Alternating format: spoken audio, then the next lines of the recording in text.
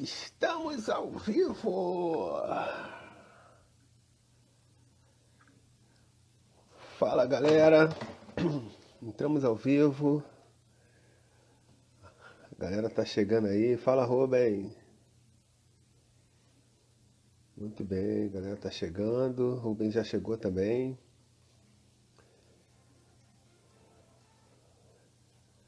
muito bem.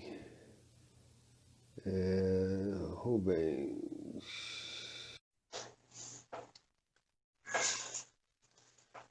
o rei das lives. Show aí, Rubem tá naquele escurinho ainda, daqui a pouco você aparece pra mim. Agora sim, tudo bem? Faça a legal, sua legal. comida, faça a sua cerveja. Pô, aí, que legal, cara. Bacana. Já produz, tudo mais. Pô, obrigado. Como é que você tá? Tudo Pedindo. bem? Tem que Legal, cara. homenagear você, cara. Pô, bacana. Fico feliz aí. Trabalha. Pô, quando a gente trabalha e, enfim, faz o que gosta, tenta fazer direitinho e tal, é legal quando o pessoal reconhece, né? Bacana. A gente fica Com feliz. certeza, com Né? certeza. E você merece, seu trabalho é um excelente trabalho. Esse boné aqui, cara, eu peguei com a Lu Gonzaga, ela ainda tá com você? Tá, a Luana fica em São Paulo lá. São Paulo, E é. ela é nossa vendedora aí, atende Rio de Janeiro, Espírito Santo, São Paulo capital, Bacana. gente boa. Depois, se vocês quiserem, pode fazer contato com as brew shops aqui da confraria, que é a Bastone, não sei se vocês já trabalham com ela, Eu e a La conheço, Serva. tá. La Serva Pô, também. legal, ajuda sim, a galera aí espalhou, boca a boca ajuda muito, né, Ajuda, com certeza. quando não gosta e tal. Infelizmente, quando a gente pisa na bola, corre mais rápido a notícia. Corre mais rápido, é. Eu utilizo Mas, o produto de vocês, cara. Eu utilizo aquele SC1 aham. e na minha VIT eu uso também aquela beta-glucanase. Ah, ajuda muito, ajuda muito. A gente vai Ajuda, talvez é. falar disso aí durante a live aí, né? Questão de Ah, rendimento e sim. tal. Então, vamos aproveitar a galera aí. Se apresenta pra galera, o que que você está fazendo, né? Fala Bom, sobre você, como e quando você entrou pra cerveja. Sei que você trabalhou lá na Kirin, tá. né? Essas Posso, paradas assim. posso tomar uma cerveja enquanto Pode, isso? pode, pode. Você tá tomando uma aí, mano? Vou Vou abrir abrir aqui, aqui, cara. velho. Aqui, Pô, ó. acho que Isso você. aqui, ó. Ah, Peste Negra. da onde é? Eu não conheço, velho. Peste Negra. É da minha cervejaria, Virus Beer. Ah, legal. Eu sabia do nome Vírus Beer, mas eu não sabia que chamava. Peste Negra é o nome da cerveja e o É, estilo? é uma porter com amburana e cacau. Pô, coisa. Entrou um cara É. aí, o Ronald Kuhn agora, que entrou aí, ele é daqui da região, cervejeiro caseiro aqui. Show. Boa noite, Ele, Ronald. Boa noite. ele adora aí colocar um amburana, madeira. Então, essa Pô, cerveja ele aqui tem curte uma amburana, cerveja escura. cacau. É, Aí tem show de amburana, bola. cacau. Tenho É. certeza que ele tá tomando uma lá com a gente também. Ah, eu vou beber. Essa você conhece, né, cara? A mistura clássica aí Isso, é.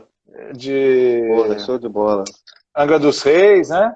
Aí, Angra dos Reis, é. pô, eu procurei umas cervejas cariocas aqui e falei, pô, tem uma da Carioca. mistura, deixa eu pegar. Show de bola, show de bola.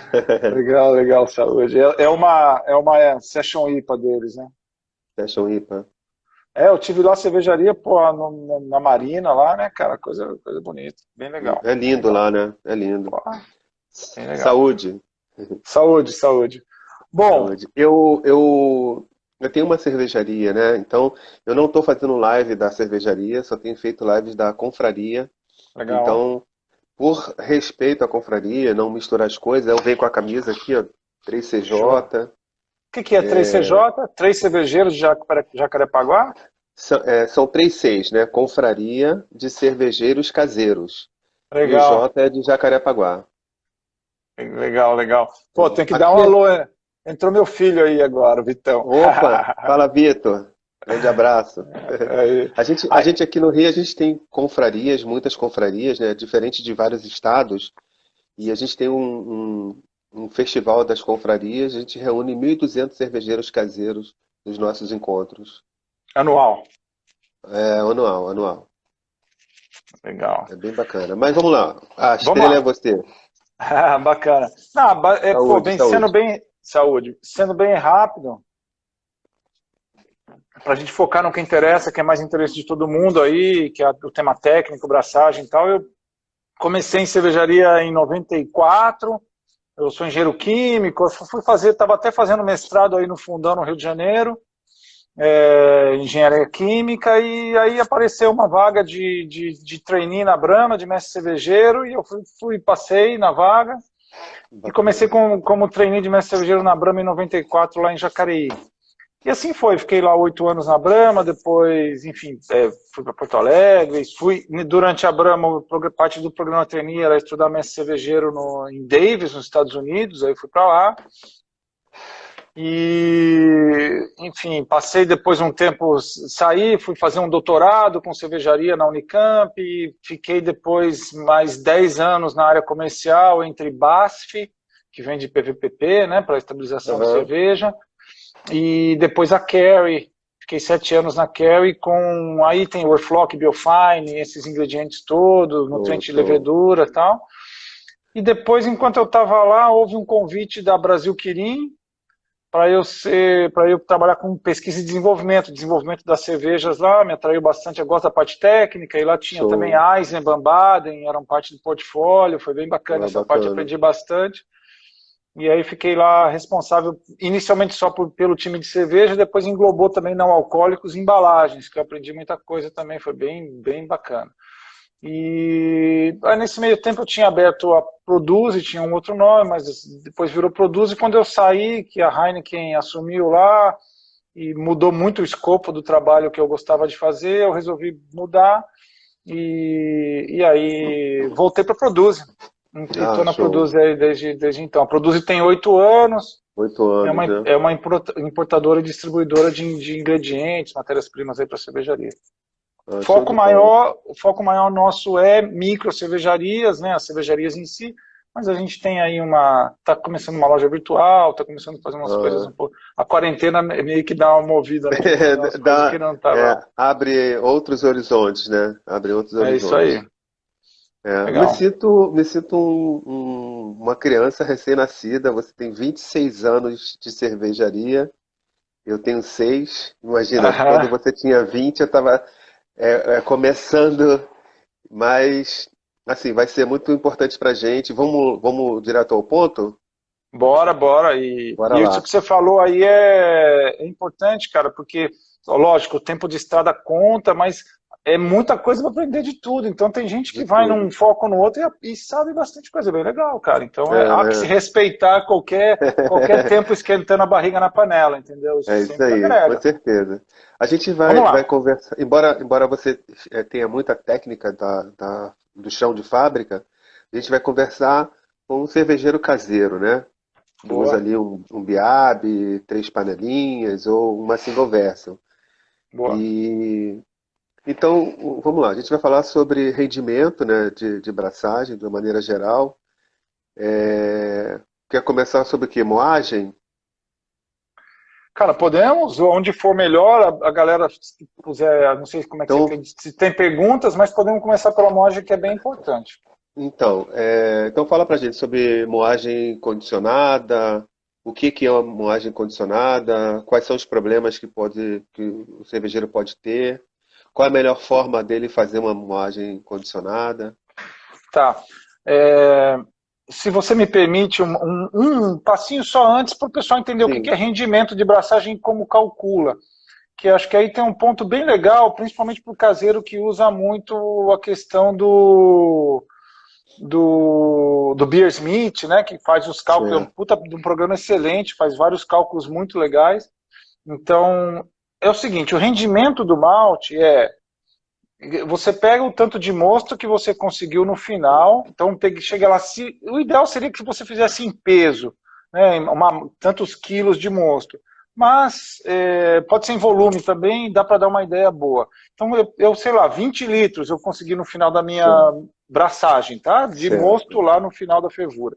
Né? Então, pode ser no final da fervura, pode ser, se você não adiciona nada na fervura, pode ser no início no início da fervura, né? No Então, início da fervura. X litros de mosto, né? Aí você vai lá no refratômetro, quantos Brix tem, né? Quantos grau-plato ou Certo. Brix tem. Não é a mesma coisa, mas é muito próximo. É muito Então, próximo. aí você vai lá, deu 14 Brix. Ou 14 Brix é a mesma coisa, multiplica por 4, vai Por dar 4. 4 vezes 4, Mil, 1056. 1052. É, 56. 1056 deu. Né? Então, 14 BRICS ou 14% significa que daqueles 20 litros, 14% é extrato. Né? Então, Certo. 14% de 20 tem 2,8, né? 2,8. Então, 2,8 quilos de extrato é o que você tem ali. Certo? Você pega esses 2,8 e divide pelo tanto de malte que você usou. Usei, sei lá, fazer uma conta, vamos dizer que você tem usado 5 12 quilos. pode ser. Então, aí você divide 2,8 por 12, vai dar bem baixo. Né? E aí, 2,8 por 12, faz a conta aí. 2,8 dividido por 12 dá 0,23. Dá 23%, é muito baixo. Né? Por isso É. que, então, digamos que para um caseiro seria natural dar uns 60%, 65, por aí assim, né? 56% de rendimento. Isso em relação ao malte.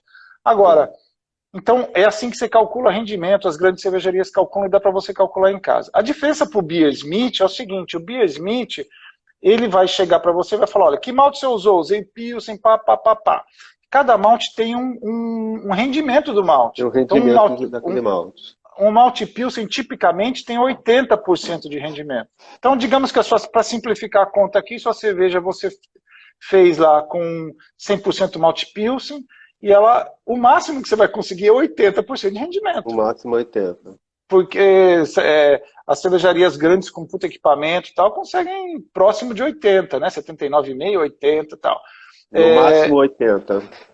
Dependendo do Nesse mix. cenário, nesse cenário de malte Pilsen puro.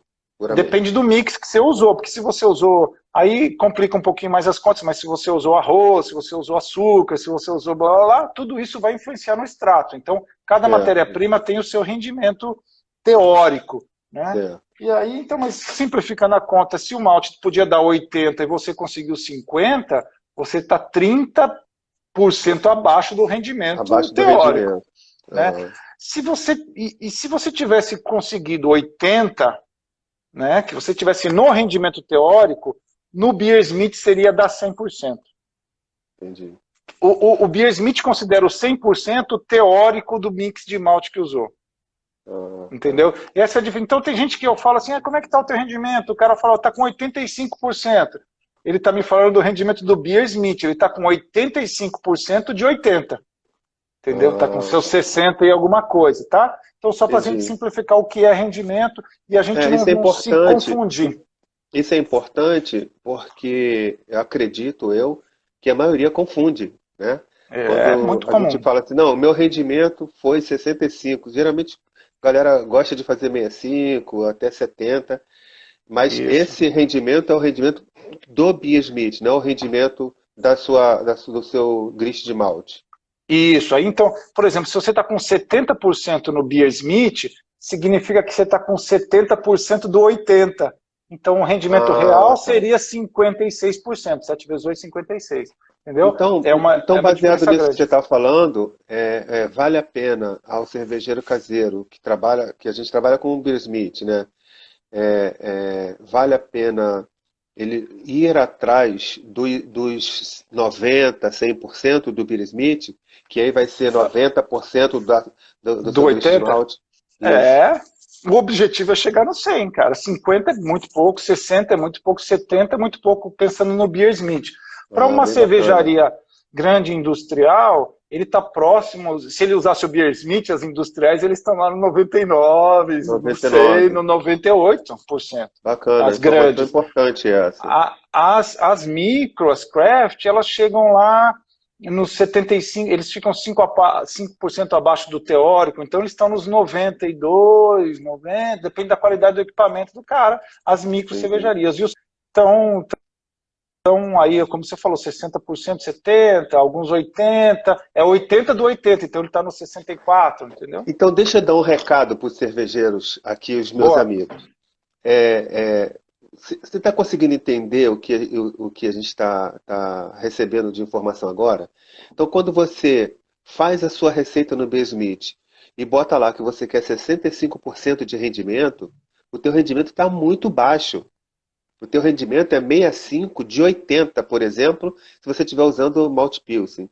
Então, vale a pena você ajustar a sua receita, subir a eficiência da sua receita no Beer Smith, porque mesmo assim você ainda vai ficar longe da eficiência, mais próximo da eficiência real da sua mostura. Então, essa informação é bastante importante. Semana passada eu estava conversando com um cervejeiro e ele falou assim, pô, qual o seu rendimento na sua single verse? Eu falei, pô, 80, por aí assim, 80 e poucos. Ele falou, pô, o meu rendimento é 65. Pô, é 65 de 80, né? Pensando no Malt Pilsen, é claro, né? Pensando nesse cenário. Bem Ó, bacana. eu fiz com a single vessel minha eu fazia 20 litros, ela tem 30, 40 litros, uma Beer Boat. Cara, com assim, bastante bagagem aí, técnica, conhecimento, tá? Eu conseguia 73, 74% do teórico. Aí lavando bem o bagaço, com uma carga de malte bem baixa. A gente vai falar de várias coisas aqui que impactam o rendimento, que aí Certo. favorece muito aumentar o rendimento. Mas é difícil chegar perto, e no caseiro você chegar perto do 80, É difícil, é né? complicado. Por vários É. aspectos que aí a gente pode começar pela moagem, água, blá blá blá, que a gente começar a falar. Eu tenho a single version aqui que já tô com ela há quase 4 anos que eu tô com ela. E, tipo assim, já tenho um domínio bacana sobre ela. Show. Mas vamos seguir lá. Boa. Aí, Então tá. vai. É Moagem, contigo. então. Moagem. Boa. Você perguntou da moagem condicionada, né? Para que serve a moagem condicionada? Porque o objetivo bom, para quem não sabe, moagem condicionada é você dar aumentar a umidade do malte, fazer uma aspersão, umedecer a casca do malte antes de passar no moinho. Por que se faz isso? Porque você quer manter a casca inteira, né? Porque a casca do malte vai te ajudar na clarificação do mosto, né? E você quer expor o endosperma, a farinha, a parte branca do grão. Isso. Então, é duro, que se você fechar muito os rolos do moinho, você vai quebrar tudo, vai quebrar a casca também, né? Então, um jeito de as cervejarias grandes, elas têm 3 pares de rolo, um com 1,2 de abertura, outro com 0,8, outro com 0,4, separa a casca da farinha. Pô, putz, negócio que pro caseiro até dá para fazer, mas tem que moer uma vez, ajustar o moinho, moer outra vez, ajustar o moinho. Ok, possível fazer em casa isso também, cheguei a fazer, Mas dá muito mas trabalho. então, normalmente o caseiro trabalha com abertura de rolo quando é moinho de rolo 0,8, ou tem gente que aí moe com outras tecnologias também. Por que se usa a moagem condicionada? Porque a casca fica mais mole, mais maleável. Então ela passa pela moagem sem quebrar Tem tanto. que Então quebrar. você consegue amassar o grão e a casca não fica quebradiça. Então você fica com mais casca inteira e expõe o interior do grão, né? A moagem condicionada é você aspergir um pouco de água com borrifador Com ali borrifador. pouco antes de moer. Exato. Então, Né? pô, dá uma borrifada no malte por cima, joga para o moinho. Borrifa um pouquinho mais na bacia de malte lá que você está, joga para o moinho. Para você aumentar um pouco a umidade, a casca fica maleável, não quebrar tanto. Daí você Então, consegue. Porque um problema, se você fechar muito o moinho, moer demais, é que vai ficar muito fino, vai travar muito a é, filtração, não vai conseguir limpar muito bem, vai ficar cheio de sujidade, porque você não tem cama de malte legal para fazer a filtração. Então, aí você normalmente trabalha mais aberto para não quebrar tanto a casca. Só que quando você trabalha mais aberto, você vai perder mais rendimento, porque você não quebrou tanto o interior do grão. Então, é um jogo, uma faca de dois legumes aí, né? É um jogo com- com- de... mas precisa ter muito cuidado para essa moagem condicionada não molhar demais os grãos, né? Porque ele vai ter um problema inicial de até não conseguir moer, vai fazer aquela borrazinha ali Ah, ok. no moinho.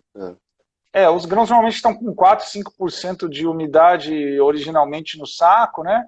E você vai levar essa umidade para uns 7, 8%, não é muita coisa, é pouca coisa que se aumenta a umidade do grão para isso, é só para umedecer a casca por fora, assim. E uma coisa muito importante aí é o seguinte, se você usar moagem condicionada, tem que usar o malte logo, porque ele vai começar a mofar rapidão, né? Vai Rápido, começar né? já, muita umidade com fungo ali, eles começam a ter, pode ter problema até de micotoxina, de aroma de mofo na cerveja, se você guardar esse malte moído, Ah, tá? perfeito. Agora, o que eu gosto muito de falar para os cervejeiros nas aulas que eu dou e tudo, né? Acabei não mencionando, mas eu dou aula no ICB, dou aula, já dei bastante aula de cerveja e tal. Tem que ver se precisa mesmo, entendeu? Porque às vezes você está com rendimento legal, você consegue clarificar bem teu mosto e tudo mais, aí você não precisa ficar quebrando tanto a cabeça com muita coisa, tá? Entendi. Caso a Deixa, caso. caso a caso. Deixa eu falar uma coisa. O Antônio Nunes, que está aí de vez em quando falando, ele é da nossa confraria, faz parte da administração lá também.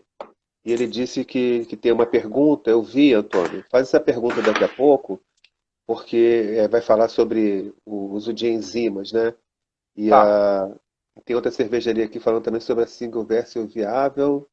Começar com o dobro de água da abraçagem para ter uma possibilidade de conversão enzimática e acabar no fim não lavar os grids. A gente fala Os sobre isso grits. também, daqui a pouco você traz de volta essa pergunta aí, Boa. que a gente fala sobre ela. Eu não faço lavagem na minha single version. Bacana. Eu- Enfim, é uma limitante. Agora, É, a gente pode falar disso daí, né? Então, aí a moagem é muito importante para o rendimento. Então, acho que um fator principal é o seguinte, pega o malte, isso acontece ter muita micro cervejaria também, tá? Moer o malte, cara, você tem que pegar o malte na mão e ver se tem grão inteiro, não pode ter grão inteiro. Isso aí você está jogando dinheiro no ralo, o rendimento exato. vai Vai bem por baixo. água Aí abaixo. vai por água abaixo. Então não pode ter grão inteiro no malte, pode checar no malte moído, ou pode checar no bagaço de malte depois que fez que tirou. Você pode checar o bagaço na mão, pegar, ver se tem grão inteiro ou não, né? Então a qualidade da moagem tem um impacto muito, muito grande Muito sobre o grande, rendimento. né? Muito É. grande, né? E tem as diferenças, né? Você vai moer para três panelas é uma moagem, você vai moer para Biab é outra. um biabe é outra moagem, mais fina. Então, Exatamente, o cervejeiro vai ter que. Primeiro, ele tem que saber disso, se ele está fazendo single version ou biabe, ele tem que moer um pouquinho mais fino do que ele moeria para três panelas, e aí procurar um- uma melhor moagem para rendimento dele. Aí o que você fala, pô, posso fechar mais o moinho, posso moer mais, amassar mais o malte, enfim, quebrar mais? Talvez sim, cara, se você não tem problema de turbidez na cerveja, se você não tem problema de, cara, ficar muito tempo, demorar muito tempo para clarificar o mosto, a hora que você tem que clarificar o mosto, para quem faz circulação e clarificação, né? No Biab não tem tanto isso. Se você não tem esses problemas de turbidez do mosto, não tem problema de ter um tempo muito elevado de clarificação, cara, moe, entendeu? Não tem Vai problema. em frente, né? Outra coisa que pode dar de moer demais é você quebrar demais a casca e fazer extração muito alta de polifenóis. E quando a cerveja é Polifenóis, muito isso. levinha, quando a cerveja é muito levinha, tipo uma Pilsen, aí esses polifenóis em excesso e tal podem dar um pouquinho de amargor hash, um sabor excessivo. Agora, muito da tecnologia, muito que se fala do conhecimento sobre cervejaria, se tem da indústria, veio muito da Alemanha e depois muitos pesquisadores com Pilsen, com cerveja levinha, essas mainstream que a gente tem, American Lager, né, que a gente tem no nosso mercado Sim. aqui. Nessas cervejas qualquer saborzinho aparece. Agora, será que um pouquinho mais de polifenol numa IPA, numa cerveja mais encorpada, onde o lúpulo é dominante, é problema? Dominante. Talvez não, cara, entendeu? Então, Exatamente. você Se pode não for brincar com o algo assim, rendimento. se não for algo assim muito grande, não vai fazer muita diferença também para ele. É caso a caso. Então, aonde apertar o calo, se você está tendo problema de hash, de adstringência, de sabor amargo ou agressivo, e adstringência na tua cerveja no final, um dos motivos pode ser uma moagem excessiva. pode, talvez não seja isso, entendeu? Então, se agora se entendi. você não está tendo esse problema, talvez você possa moer mais. Essa é a decisão. É. A cervejaria Alcova está perguntando se o uso de enzimas para acelerar a mostura pode alterar o rendimento, economia de energia, tempo, se é viável isso para para o caseiro. Legal. É viável. É, aí teve algumas perguntas, outras aí vocês falaram da relação água-malte, né? Aí Isso, é. de quantidade de malte, teve o dobro de água, né? A pergunta está até aparecendo para mim ainda aí. Então, quando a gente passa para a parte da mostura,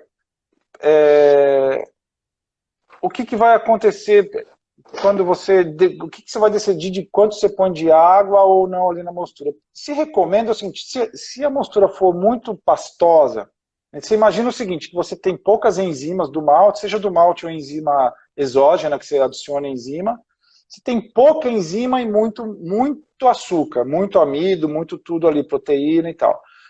E aí o que acontece? Essa enzima está paradinha lá, digamos, aí vem uma molécula de amido e cola aqui, quebra, vai embora. Aí vem outra molécula de amido aqui, quebra, vai embora. Isso vai acontecendo, é uma enzima só fazendo todo esse trabalho. E para isso tem que ter movimentação. Se não tiver contato, movimentação, não vai acontecer. Vai acontecer com uma, duas, três, depois vai ficar complicado um chegar perto do outro. Então precisa uma certa quantidade de água para ter movimento. Então a gente fala de duas partes de água para uma parte de malte e já começa a ficar concentrado bastante. Então, duas partes Bastante, e né? meia, 3 partes de água. Então, 3 quilos de malte para 1 litro, 1 quilo de água.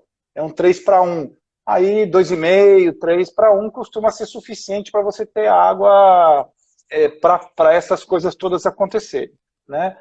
Mas diluir, mas por que não se dilui mais que isso? Porque quanto mais água eu coloco aí, menos água eu vou colocar depois para lavar o Depois bagaço, para lavar o para quem lava o bagaço. bagaço. Né? É, Porque se eu quiser colocar um monte de água aqui e um monte de água para lavar o bagaço, eu vou ter que ficar fervendo depois 3 dias para tirar tudo, é. toda, John Palmer, toda. o John Palmer, ele deu um número mágico lá. É claro que não levou em consideração outros estilos de cerveja, senão uma América Lager, né, uma Pilsen. Ele deu a razão 3,15 de De água. relação à água malte. É. É. Não tem um número 3,15. mágico aí. Não tem, né? É dois e Importante meio, também. 3 e pouco. É. É. E aí depois, na lavagem, ele considera também 3,15. Eu costumo calcular nas minhas, assim, por vias práticas, que eu ponho metade da água na mostura, metade da água para lavar o bagaço. Vai ser o meu volume de caldeira cheia depois. Né, É, ou é, de fervedor cheia. Mais ou menos isso que eu é faço. Dá isso para que ele variar para cima. recomenda também. É, É. é isso que eu faço. Aí, então, isso é a quantidade de água que você põe.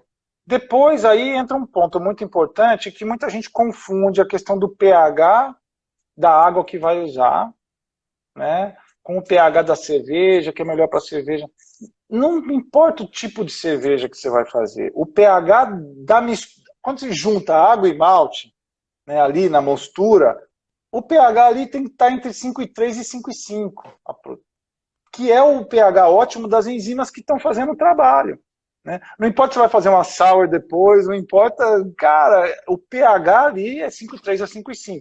Então, normalmente, o pH da água da rede é mais alto, um pouco, 6 e pouco, 7, né? Ou das águas em Aqui geral, é 6,5 aqui. 6,5. Aí, a hora que você junta com o malte, naturalmente, o pH já cai um pouco, porque a água tem um pouco de cálcio, o malte tem fosfato, então Fosfato. o cálcio junta com fosfato, precipita, libera íons H+, baixo pH. Tá? É. Então, o cálcio é muito importante para controlar o pH. Então, muita gente põe cálcio na água para acertar o pH.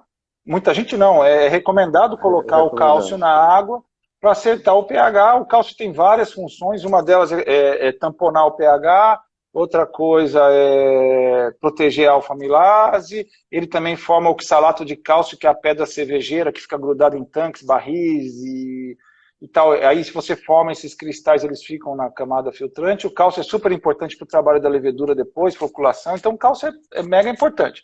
Para a formação do trube, muito importante o cálcio também. Então, aí, como que eu vou corrigir o cálcio? Eu corrijo com cálcio com sulfato de cálcio, ou com Com cloreto de cloreto. cálcio. E aí, alguns também recomendam para algumas cervejas uma relação 2:1, cloreto e sulfato. Também tem algumas recomendações variáveis aí. Normalmente, em linhas gerais, mais sulfato para cervejas que eu quero. Se eu estou fazendo uma IPA Amargor, que eu quero ressaltar lúpulo, vou com lúpulo. sulfato de cálcio. Se eu quero ressaltar mais sabor maltado, cervejas inglesas, pilsen e tal, umas lagers, cloreto de cálcio costuma funcionar muito bem, tá? Mas pode até usar a mistura dos dois se quiser, não tem problema. Então, precisa corrigir o pH. Se com a adição de cálcio e o malte não chegou no 5,3, 5,5 ainda está alto, precisa adicionar um ácido lático, alguma coisa para o pH Às ir vezes ali. pode até ficar mais baixo, né? Porque já aconteceu da água daqui vir com pH baixo, e aí quando arriar o malte baixar desse valor aí Demais. foi acho que 4,9 mais ou menos. É. Aí a recomendação é você subir com sulfato de amônia para você Sulfato, subir o pH. Por sulfato que de amônia? amônio. Sulfato de amônia. Por que precisa o pH ali? Porque as enzimas, qualquer enzima, seja do malte ou outra enzima, elas têm um pH que tem uma faixa ótima de pH, que ela aumenta a atividade, é muito boa e depois cai a atividade ao longo do tempo. Então tem uma faixa ótima dela. Você foge do pH, as enzimas vão atuar menos, e aí você vai perder rendimento. Vai Entendeu? perder Não, rendimento. não vai quebrar as moléculas como precisa quebrar. Né? Então, por isso a Então, importância de acertar o pH. esse é um dos passos que todo cervejeiro caseiro deve seguir imediatamente depois que pegou a mão de fazer suas primeiras cervejas, é ajuste de água, né? Porque vai ajudar bastante no rendimento dele. É mais fácil ele tratar lá o moer do malte, porque ele pega com a mão e vê e tal, mas ajuste de pH e de sais de uma maneira geral, né? É super importante, acho que todo cervejeiro caseiro, logo assim Deveria que. saber. É, É, a água, então, tem vários aspectos, né? Então, uma coisa é o pH, o ajuste da água para o pH. É um aspecto só é que a um gente está falando aspecto. aqui. Né? O Isso, é. objetivo, pH 5,3 a 5,5 ali na mostura. Esse é um aspecto. Depois, aí tem outros ajustes de água que são muito importantes também para estilo de cerveja. Então, se você quer fazer uma cerveja mais inglesa, a dureza da água é maior. A dureza é alcalinidade Alcalinidade. é diferente de pH. pH é uma coisa, alcalinidade é outra. Elas, É, elas de certa forma se conversam, mas não é a mesma coisa. Então, cervejas inglesas, cervejas estilo IPA, americanas, normalmente mais alcalinidade e dureza mais alto, 200, 300, 250. Cervejas lagers, pilsen e tal, dureza mais baixa, 50, 60, 30, 40. Né? Então, isso é melhor para o estilo de cerveja sensorialmente. Mas o pH da mostura vai ser sempre o mesmo, vai ser 5,3, sempre o 5,5. mesmo. É. Não vai mudar nada. E depois tem outros ajustes de água, que é a questão de presença de magnésio, presença do próprio cálcio, como eu falei que tem outras funções, né? O magnésio é importante para o metabolismo da levedura, corrigir o zinco na fervura, que é bom, é muito importante para a levedura. Tem outros aspectos que são menos associados com rendimento, mas são importantes para o estilo de cerveja. Enfim, a O gente estilo de acho que cerveja. começa a migrar para outros esquemas, né? Perfeito. É, Depois, aí se falou então da relação água-malte, e aí então quanto que eu vou pôr de água? Às vezes, se você só mudar a relação água-malte, o teu pH já vai mudar, então fique esperto com isso também. e essa decisão tem que ser tomada logo antes da mostura, né? Porque aí Tá? você já está com seus parâmetros todos certinhos ali e É. vai fazer lá a correção do pH para essa relação que você já tinha determinado. Aí o pessoal pergunta, pô, quanto que eu tenho que colocar de cálcio? Quanto que eu tenho que colocar de ácido lático ou de ácido fosfórico por causa desse? Quanto? Cara, pega 20, 30 gramas do malte, do mesmo malte que você vai usar, moe esse pouquinho, entendeu? Pega a água que você vai usar para fazer a cerveja, também é a mesma água, põe num copinho ali, mistura e vê que pH que dá, cara. Às vezes bateu no É, pH 5,3, você não precisa fazer nada. não fazer 5,4, nada. tá É, lindo, né? Às vezes, aí você vai pondo cálcio aos pouquinhos e vendo quanto dá. Poxa, se eu pus 1 grama em tá aqui, quando eu for para 20, 30 litros, eu faço proporcional lá para cima, eu faço regrinha de 3. Então faz primeiro no copinho, um dia antes, entendeu? Moe um pouco do malte. Ah, perfeito. É, a cervejaria Cova está fazendo várias perguntas aí. Uma delas é a aveia das New England, se ela pode interferir, né, no pH. Pode ser um problema. A aveia, todos os cereais, eles são fonte de fosfato, né? E o fosfato está principalmente presente na casca desses cereais. Então, sim, a presença de aveia afeta mais o pH do que, por exemplo, se você colocar arroz ou trigo. O trigo não tem casca, né? Então o trigo tem menos fosfato, agrega menos fosfato no meio. Então, cada cereal impacta de maneira diferente. Então, de novo, qual que é o teste? Se eu vou usar 10% de aveia no meu grist, eu pego 10% de aveia, moo junto com o malte no copinho e faço um teste um dia antes ou um pouquinho antes de fazer a Isso, abraçagem para ver quanto que eu vou ter que colocar depois na panela, perfeito. né? E, é, Depois, oi, rampas. rampas. Cara, é, as rampas, o que que são, assim, a gente pode falar em linhas gerais de algumas rampas importantes. A rampa próximo dos 40 graus é a rampa das beta-glucanases, ou das hemicelulases em geral. A gente fala beta-glucanase, mas elas são algumas enzimas que estão fazendo esse trabalho aí. O que que acontece? Você tem o grão de amido, né, que é onde está lá os açúcares que vão fermentar, em volta dos grãos de amido, não é em volta daquela parte branca, não. Aquela parte branca é cheia de grãozinho minúsculo, né? E ali em volta, eles estão envoltas em proteína, estão em volta em hemiceluloses, beta-glucanos, arabinoxilanos, xilanos, várias hemiceluloses, celulose propriamente dita. E nisso daí está preso o amido. Então, para chegar no amido, que é o que vai ter o açúcar para fermentação, eu preciso quebrar essa casca.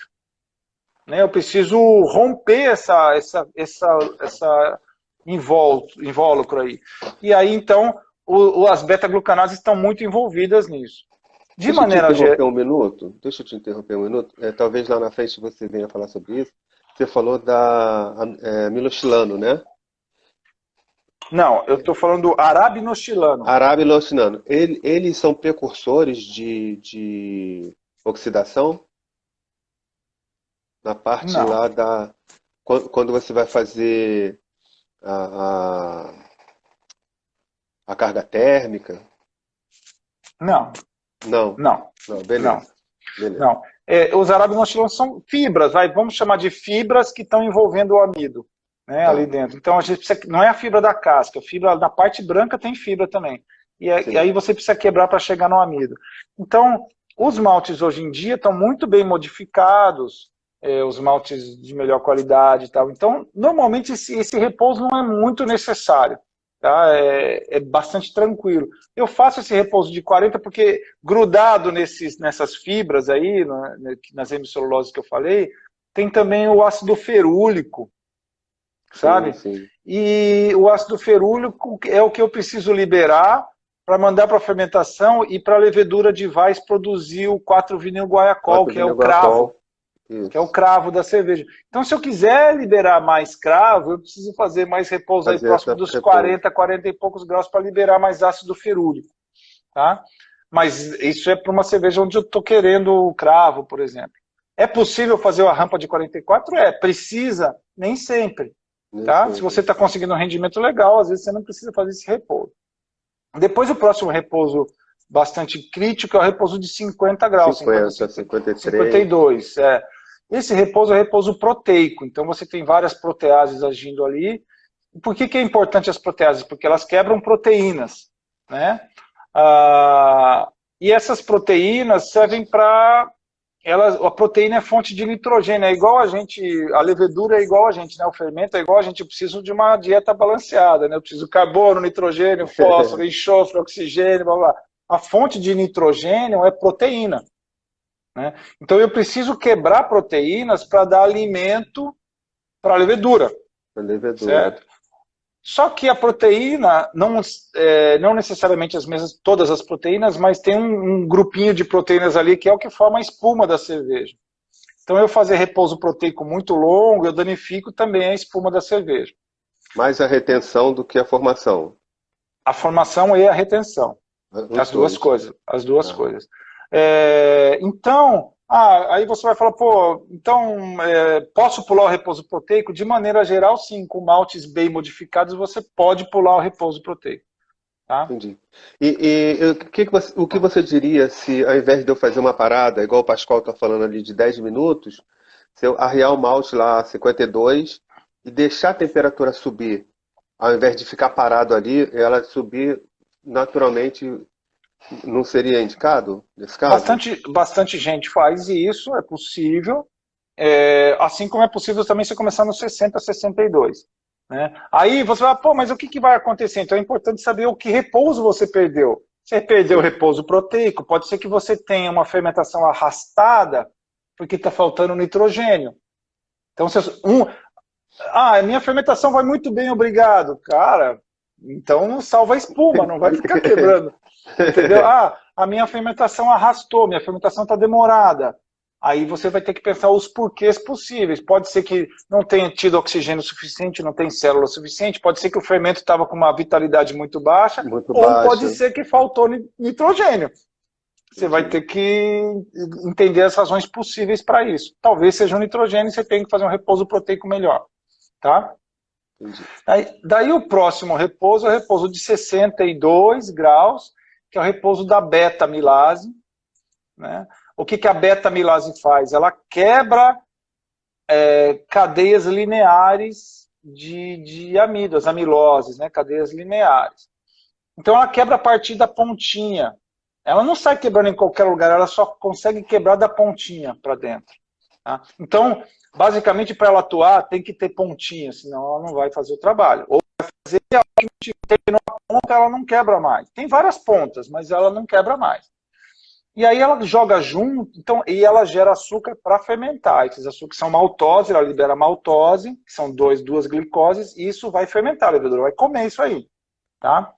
O outro repouso é 72, é lá em cima. 10 graus de diferença, 70, 72, depende 72, do malte. 73. Ali, quem está atuando é a alfa-amilase. Certo? O que a alfa-amilase faz? Ela quebra o amido também, só que ela quebra em vários pontos. Ela não quebra só da pontinha, ela vai quebrando em vários pontos. Então, a alfa-amilase que está aqui em cima, ela gera pontinhas. Entendeu? Ela abre caminho para o que a beta-amilase aqui de baixo vai fazer. Só que é sacanagem isso, cara. Era melhor vir. Exatamente, porque ela vai estar numa temperatura que não é a ideal. Se você chegar nos 60, 70 graus, a beta-amilase já era. Sabe? Então, qual que é o segredo? Então, aí entra uma diferença assim. Tipicamente as cervejas inglesas e muitas craft americanas fazem uma temperatura só no mash, né, na mostura, 64 graus, ele fica ali no meio das duas, 64 e 65 graus, para as duas atuarem ao mesmo tempo, entendeu? E aí você pode aumentar a fermentabilidade do teu mosto com isso. Ou você faz um certo repouso a 60 graus, não precisa muito, porque chega uma hora que ela vai comer as pontinhas e ela não consegue ir mais, precisa da outra. Então você precisa subir a temperatura gradualmente, normalmente a gente recomenda 1 grau Celsius por minuto, né, para durante um bom tempinho ali as duas estarem atuando. Tá? Se você passar rápido pelo repouso de 62, ele vai chegar na alfa-amilase lá em cima, a alfa-amilase vai quebrar, é capaz até de dar iodo negativo já, de não dar reação de iodo, mas não vai ser fermentecível. Entendeu? Entendi. Então eu gosto muito pro caseiro de fazer, faz 64, 65, cara. Uma horinha ali, uma hora e pouquinho ali, as duas atuam, fica bem legal. Se você, inclusive, trocar essas temperaturas, essa rampa de repouso no Beersmith, você vai ver que ele te dá mais ou menos extrato em função da rampa de repouso que você usar. Sim. Entendeu? O Mauro fez uma pergunta ali, quando você falava da beta-amilase.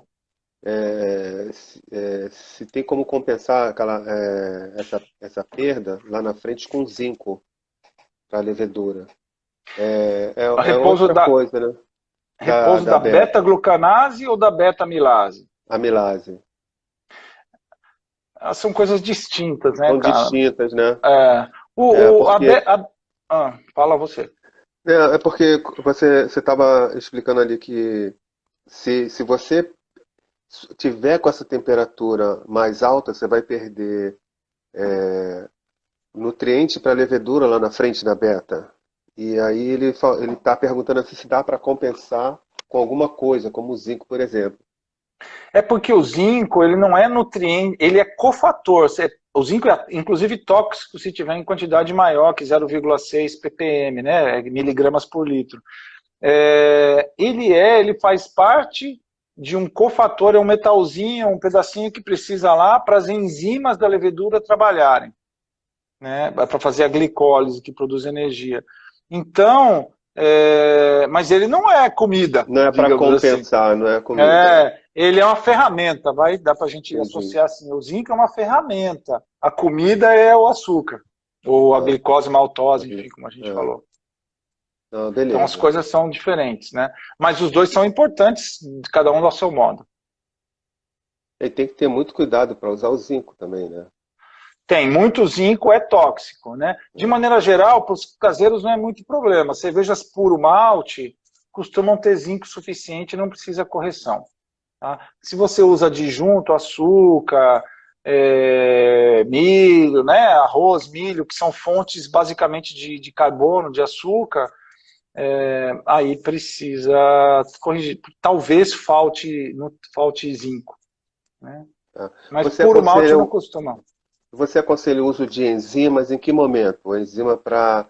Porque É, teve uma pergunta aí, não me lembro de quem foi, perguntando se podia ganhar tempo pode. com o uso de enzimas e tal. O que que você indica? Qual enzima que É. você indica? A principal enzima que eu acho que tem muita aplicação, tanto em cervejaria grande quanto nos caseiros, é o que a gente chama de beta-glucanase. Ela também é um mix de enzima. A beta-glucanase vai fazer o que faz bastante aquele repouso de 40 e poucos graus, né? Só que ela é mais completa um pouco, toda enzima é produzida por fermentação e tudo, né? Então é bastante tranquilo, vai ferver e ela vai se desnaturar. Todos os ingredientes, enzimas também são permitidos para uso em cerveja, não é aditivo, não precisa declarar em rótulo nem nada. E aí ela vai aumentar o acesso para o amido, então você vai ganhar rendimento, né, porque ela vai quebrar mais daquele invólucro, daquela casca que eu estava falando, então você ganha rendimento. Certo. Outra coisa que ajuda muito a beta-glucanase é quando você está com uma quantidade, uma carga muito grande de malte, né? E aí, cara, você não tem aquele movimento todo que eu estava falando, dificulta muito o processo, a beta-glucanase ajuda no acesso ao amido.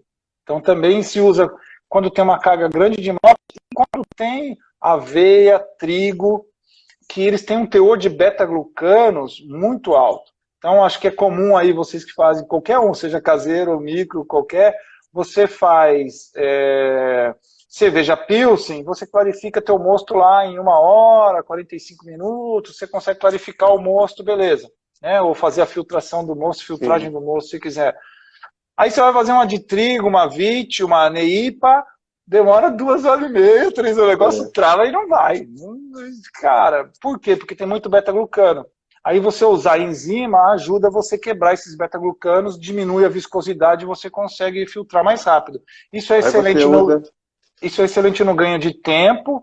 E, cara, o tempo a quente, a gente só cozinha almoço, só ferve e tudo mais, porque precisa, porque tem algumas funções objetivas aí. Chaves ali. É, cara, fica ali o tempo a quente que só o que precisa. Se você Só o que for conseguir necessário. reduzir o tempo a quente, é melhor para o frescor da cerveja no final. Entendeu? Entendi. Então, se você ganha tempo ali, não é só tempo grande, tempo e dinheiro, também é qualidade. Eu ia perguntar, ele está perguntando aqui se para high gravity também é indicado enzima na mostura. Depende da carga de malte. É possível fazer high gravity sem, mas se você aumenta a carga de malte, as enzimas vão te melhorar o rendimento. De maneira geral, eu estava numa cervejaria outro dia, tá? Fazendo um trabalho técnico lá. E aí o rendimento dele, numa receita que ele usou, a gente usou 310, 313 quilos de malte, a maior parte era malte Pilsen, mas tinha um pouco de Pale Ale também. Essa receita deu 68% de rendimento. Tá? No dia seguinte, a gente foi fazer uma outra receita de uma IPA. A primeira era uma Session IPA. No dia seguinte, a gente foi fazer uma receita de uma IPA. Ia 600 quilos de malte, cara. O dobro, praticamente, de malte. Tá? No mesmo equipamento, cara. O rendimento do cara caiu para 56%. De 68% para 56%. Porque, cara, o equipamento tem limite, entendeu? O fluxo, a cama de bagaço, seja no BIAB, seja no que for, você está com o negócio empacotado ali, é muita quantidade, não tem como as moléculas se mexerem, cara. Você fica com coisa presa, fica com açúcar preso aqui e ali, não dá. Então, Aí você utiliza o que? A BG lá da Produce? a beta-glucanase, a BG, que é justamente para diminuir a viscosidade e você conseguir fazer as coisas se mexerem um pouco mais, né? Entendi. Vocês fazem parceria com brew shoppings? Ou só com cervejaria? Não, a gente tem os frasquinhos pequenos de Tem 30 frasquinho? gramas também, vende. É legal, pessoal, tem Beleza. bastante cervejeiro caseiro que usa, assim. Né? É. Eu sou super defensor de conhecer primeiro as coisas para depois tomar decisão se usa ou não usa, sabe? Porque tem muito benefício, cara, para qualidade e tudo, né? Tem bastante. Vamos lá, clarificação. Clarificação. Alguém me fez uma pergunta. Tem que ser rápido? Qual a importância do tempo e da temperatura? Boa. Fala pra gente sobre isso. Bom, ali, então você...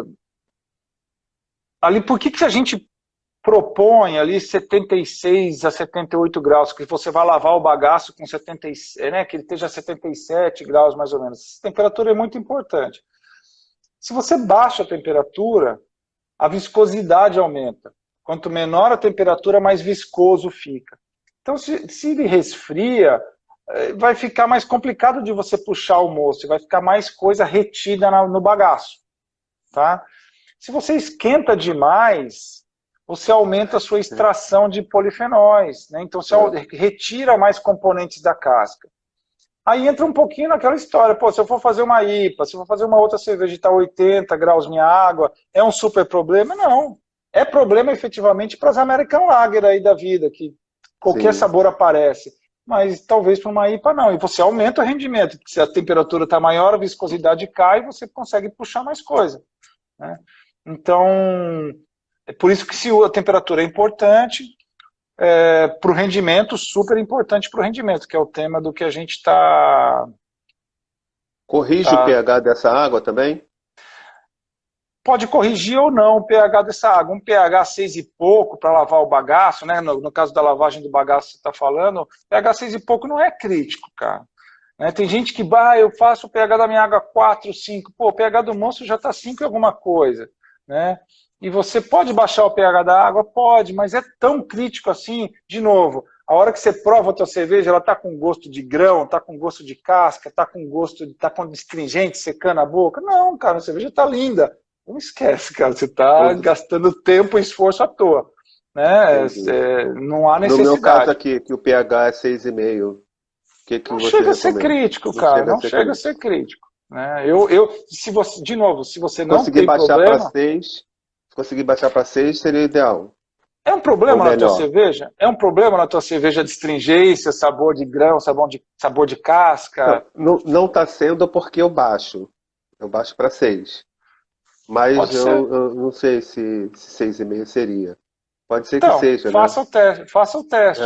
De maneira geral, as cervejarias grandes, elas não corrigem exatamente o pH, a não ser que ele tenha um pH da água dele seja 8, né, 8, 9.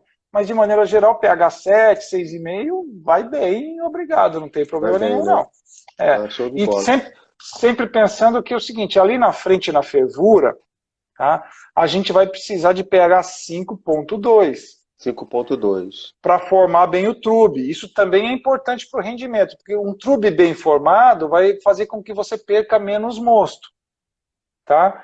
Então, se você baixa para caramba o pH e o pH depois ali não está 5,2 na fervura, você está dando tiro no vai ter pé, entendeu? problema. Tá dando, parece que a gente tem 5 minutos. Eu queria que você falasse um pouco sobre carga térmica. Tá, É, a importância, se tem um tempo ideal, tá. os impactos. A carga térmica, como que a gente mede carga térmica?